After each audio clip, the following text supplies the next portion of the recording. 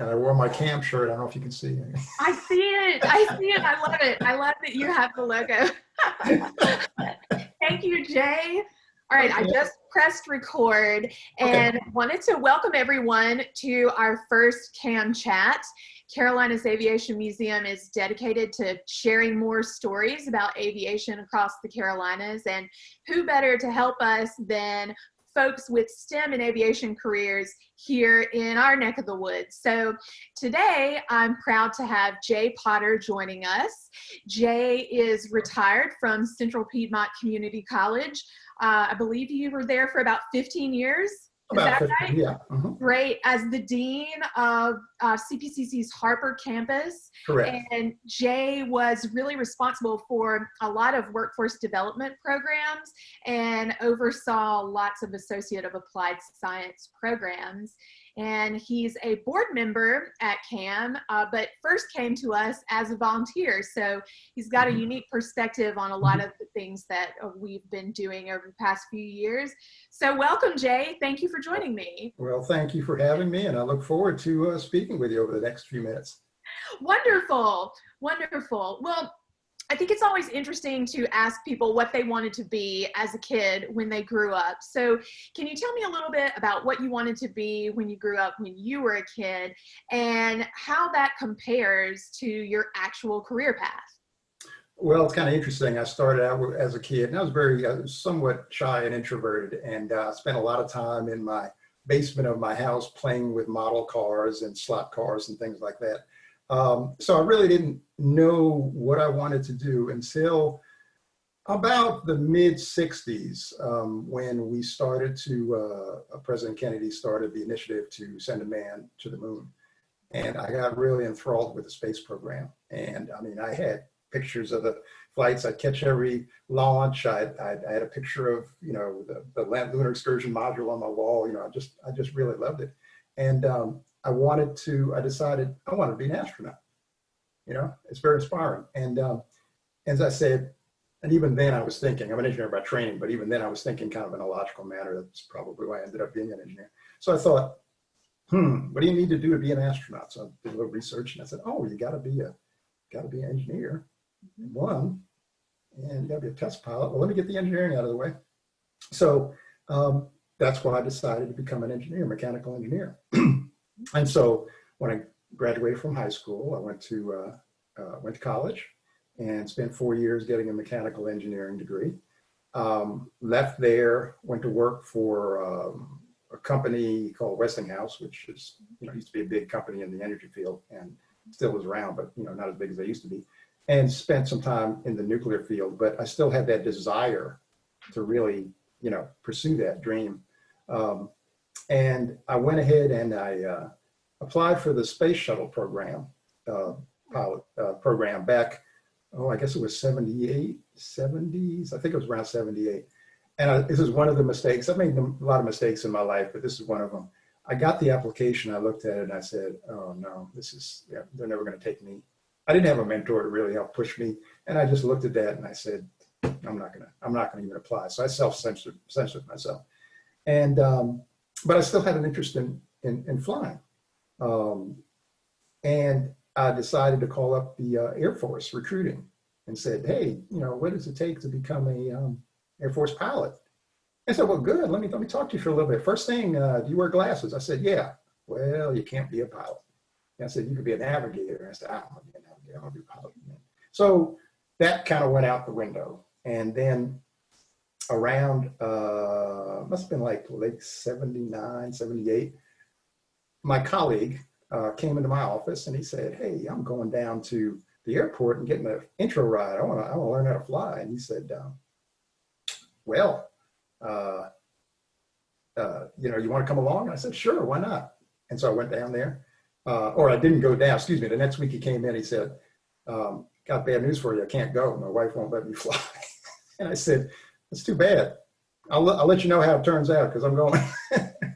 So I ended up learning how to fly, and that was part of my passion. That's my passion outside of being an engineer, but I learned and became an engineer primarily because I had an interest in getting into this space program. Didn't end up that way, but I did spend a lot of time as an engineer for the first 10, 15 years of my career in industry, working for a number of different large companies.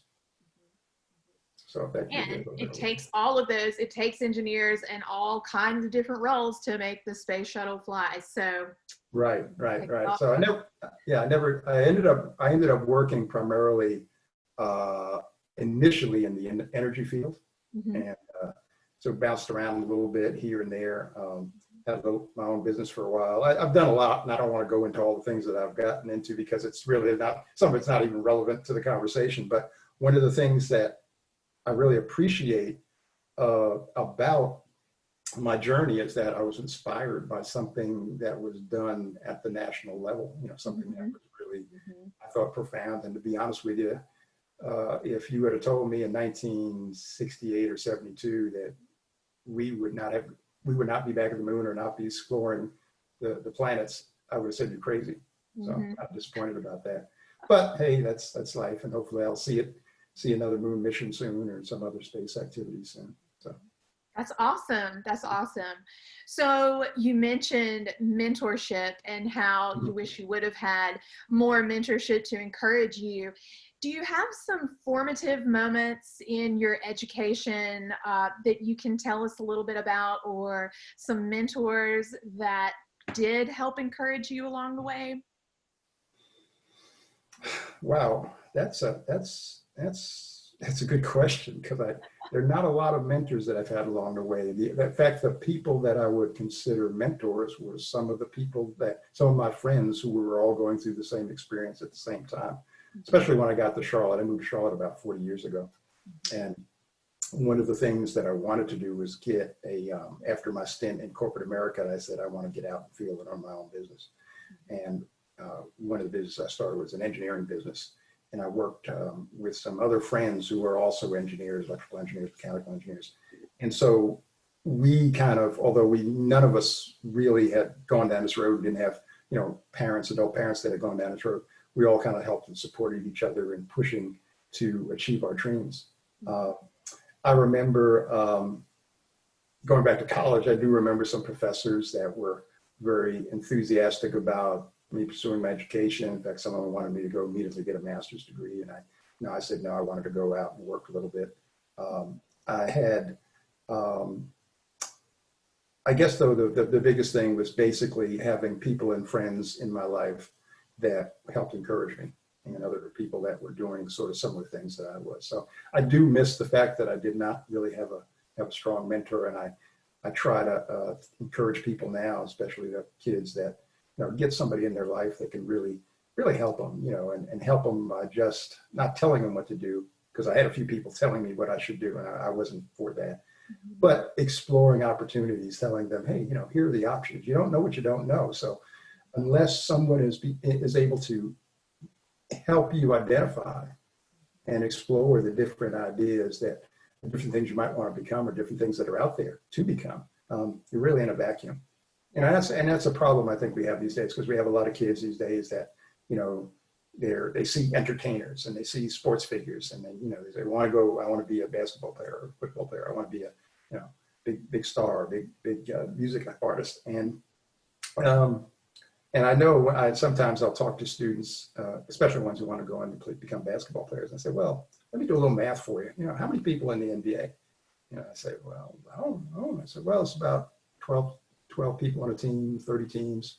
Let's give about 400 people in the NBA. I said, and in any one year, you may have 3 or 4 or 5 that have careers of 20 years. Most of the careers are probably 5, 6, 7 years at best. I said, and how many thousands of people do you have across the country that are playing basketball? So you could be the best basketball player in your state, and you'll never see it. You'll never see the inside of an NBA arena.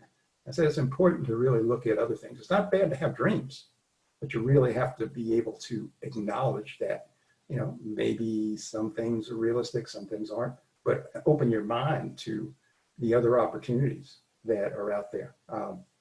And I don't know, if I had not been introduced and not been enthralled by the space realm, I'm not sure I would have become an engineer, or become, my career path would have taken a vastly different turn. It's really important to remain curious and to encourage others to do the same. Right. And I think that's a really important thing that we're striving to do as we build a new museum. Exactly. And yeah, so I love that you pointed that out. Can you tell me what excites you the most about Carolina's Aviation Museum's future plans? Oh, well, just that, not just the whole concept of, the inspiration of flight, but I think it's the educational component. The fact that we are looking as part of the mission to really help educate people in the STEM fields, especially, now people, of color and also women who have been historically kind of out of the STEM field, not participating in the STEM field for a number of different reasons. I like the fact that it will inspire people, and not just inspire kids. I mean, it can inspire adults. When I was a docent, I'd see people come in with their kids, and the kids' eyes lit up, but a lot of the parents did too. The parents' eyes light up. In fact, I had a number of stories, from parents as they recalled their youth, or they recalled, that maybe they tried flying years ago, and they, oh, this inspires me to get up and try it again. And we had the flight simulator in there. Oh yeah. That was the biggest draw in the museum, and sometimes it got a little crazy, but I really enjoyed that particular part of it because, it was hands-on, it was interactive. The days that we did I'm trying to remember what we called it, but the days we had like hands-on demonstrations and displays, that was a lot of fun, and that was really inspiring to see everybody's eyes light up and everybody get ideas about what they could do and what they exactly. So so I'm looking forward to the museum reopening, and not just being a typical museum where you go and you look at a few things and say, oh yeah. It's a museum that's hands-on. I think it's a museum that's going to inspire, it's going to educate, it's going to be a really pillar of the community, and that's why I'm involved in it, because I really feel that it's something that we need, and something that the community needs, and something that will really leave a lasting impression in the community. Thank you. Thank you. We share some of the same excitement about those future plans. What's your favorite aircraft in Cam's collection? Yeah, this will be very selfish. I love it. I used to love the 150 display, the Cessna 150, the trainer, because first of all, that's right, I learned it, and I have one now. But I used to see the kids get in that and really get enthused about putting your hands on it and envisioning being in a plane. And it was a hands-on exhibit, and you can get in and you can imagine, hey, I'm flying, and that's what I really liked about it. I mean, I love the Miracle on the Hudson and its story, and I loved a lot of the military planes in it, in the exhibit. But I really, really appreciated that because of its ability to really pique the interest of not only students, I mean, young kids, but parents too.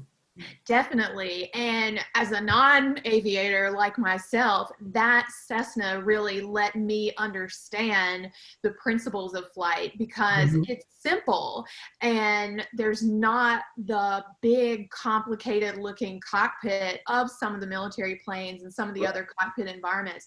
So that really helps me understand how all of that flight works, and makes you better be able to apply that when you're looking at the more complicated cockpits. Oh, definitely. And I remember, a lot of conversations I had with people that could come up and, we're watching the kids as they get in. I never forget this one conversation. It was interesting. It was this guy, maybe he was in his maybe 30s, 40s, and he was recounting an experience he had in the Cessna 150. He said he took some flight training years ago, and he was up in a solo flight. And after he had a number of hours of flying, and he got himself in a very precarious situation. In fact, he aerodynamically stalled the plane, and it went into a spin.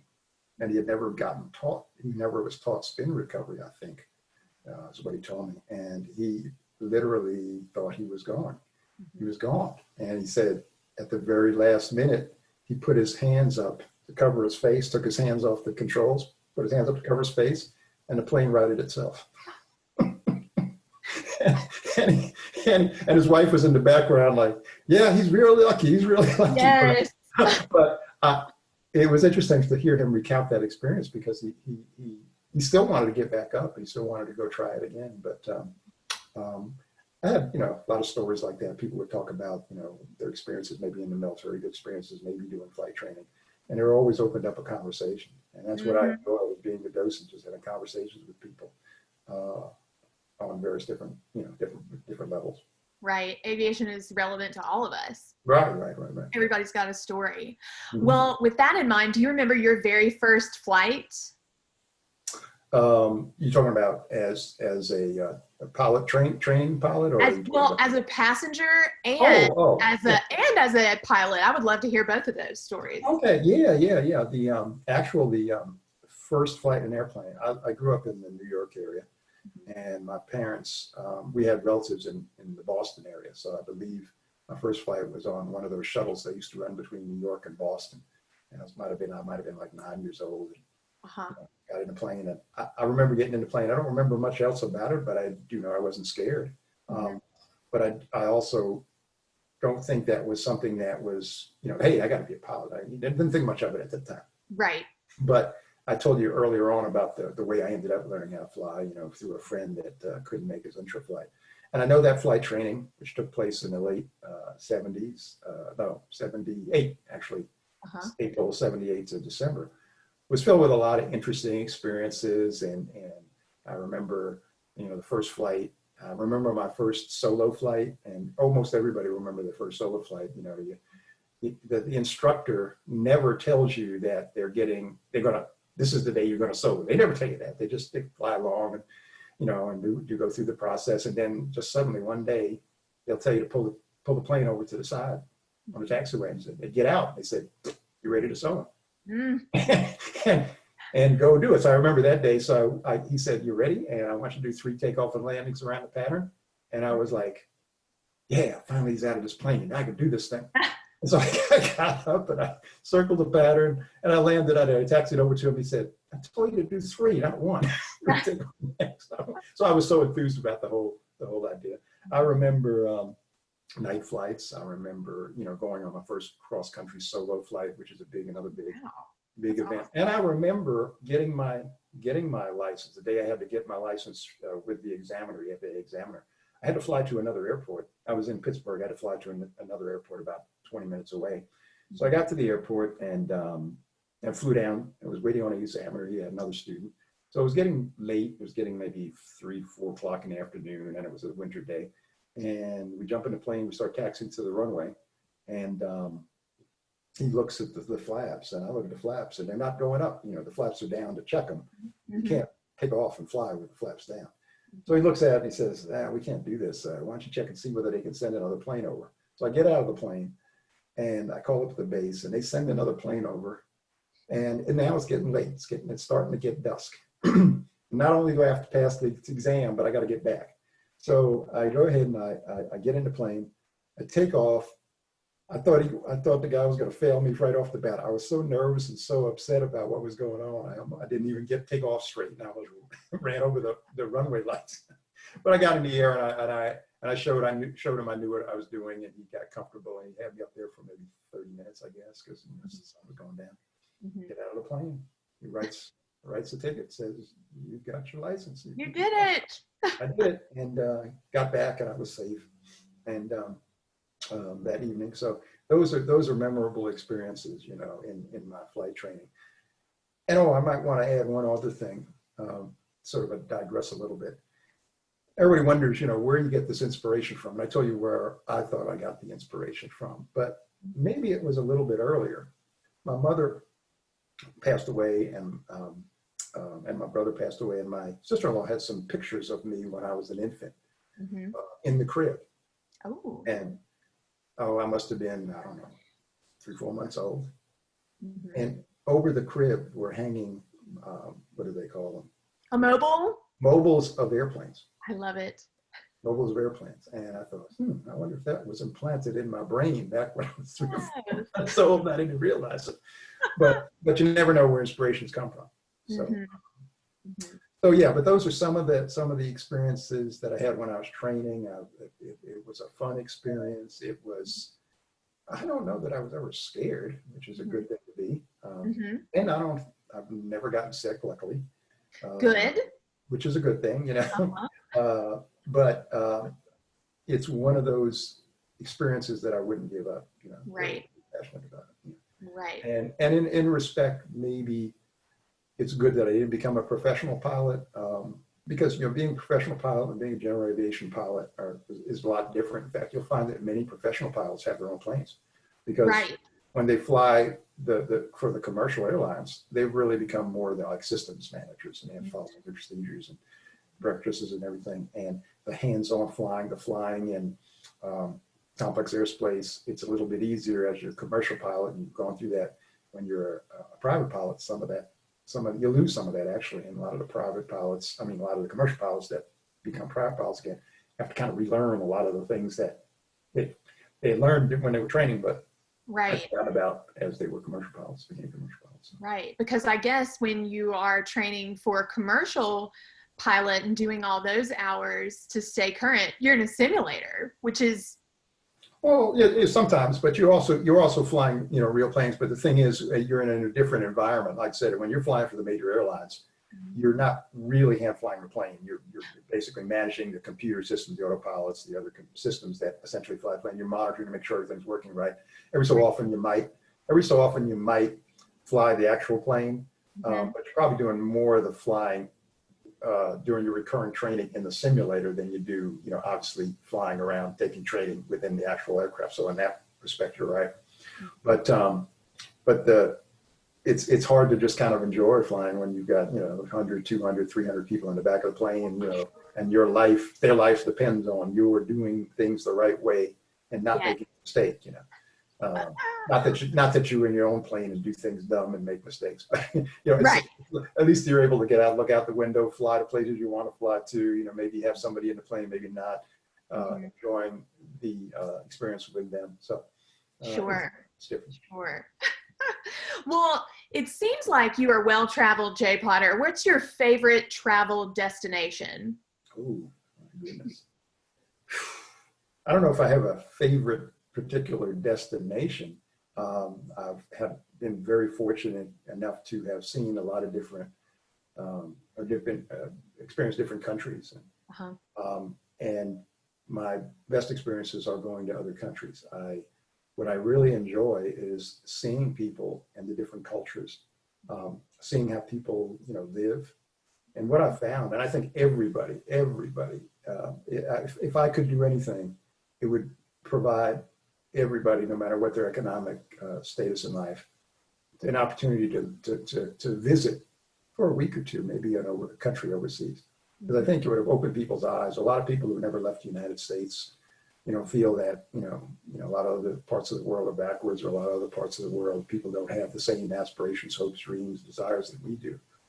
And that's not true. There are many people out there have the same aspirations, desires. It's maybe governments are different, but people aren't. And I never forget, you know, I had an opportunity a number of years ago to go to China and visit cities, two cities, Beijing and Shanghai. I had an opportunity to visit a number of, you know, regular people. It was not a tourist trip. It was a, you know, learning immersion trip. And when people got to got with you one-on-one, you know, they talked about things that we talk about, the healthcare system, you know, food, you know, they complained about, you know, government maybe, you know, and housing or something, but they also talked about wanting to go on trips and wanting to go travel and wanted to explore the country. And, you know, when we did go on some of the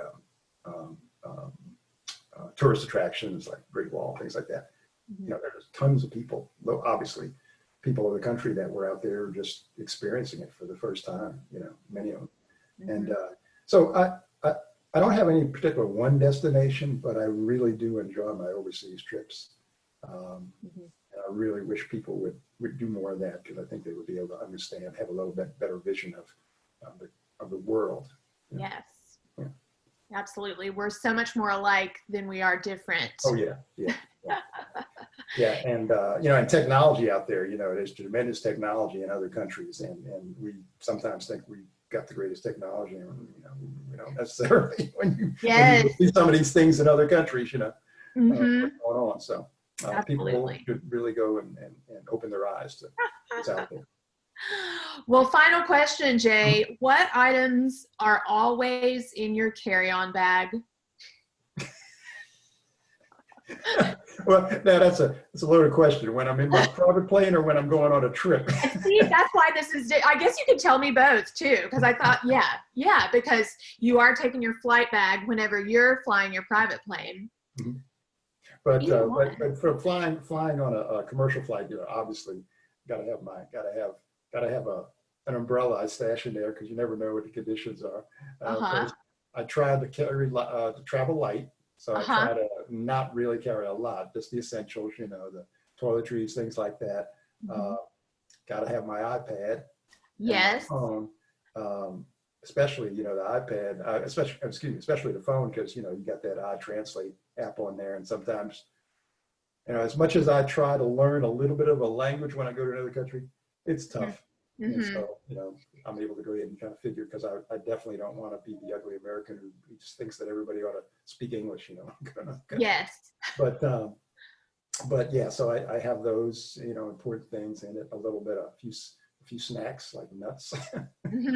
Now I'm a flight bag, it's a little different, because a lot of times I'm going up for just a few hour flight or whatnot, or going out for the day. But I make sure that I have good snacks, and I make sure I have all my gear in, and I make sure I have my safety equipment in there, and and I make sure that I have my route planned, and make sure that all the batteries are charged up, just in case I need to, backup battery support for some of my avionics. So yeah, it's a little different, but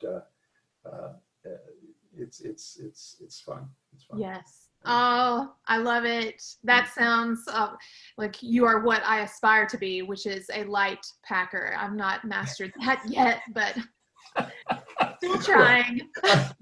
Yeah, I think I've learned to be, you probably would say that I'm somewhat more toward the minimalist side. You've heard that trend, Yes. What I've learned over the years is that it's not about the stuff you have. It's not about, this is me personally speaking, it's not about stuff. It's about the experiences, about the friendships you cultivate, about experiences you're able to have. That's what you're going to remember at the end. It's not going to be, this big thing you had, or the big fancy house, or whatever else. It's going to be those connections and the feelings of friendship with family, friends, and the connections you made, and the things that you've been able to do to help people. That was one of the things that I really enjoyed about the last part of my career, which was spent with Central Piedmont Community College. I was able to really help a lot of people in ways that I sometimes didn't know, just by offering some advice or suggestions, or at least just talking to people, and that leaves a lasting impression on me. So sure, it's all about experiences. Right, exactly. Yeah. Well, this has certainly been a fun experience. I'm so glad that you joined me for a CAM chat, and we're just so grateful for your support and for your service to CAM. And I look forward to actually seeing you in person, hopefully sometime soon. Yeah, and I appreciate you, having this, opportunity to talk with you about, my background in CAM, and I really look forward to the reopening of CAM. I think it's going to be exciting, and people are really going to be amazed when they see it in the flesh in a short period of time, hopefully very soon. Yes, definitely. Thank you, Jay. Thanks, Jessica. Take care. Bye. All right, take care.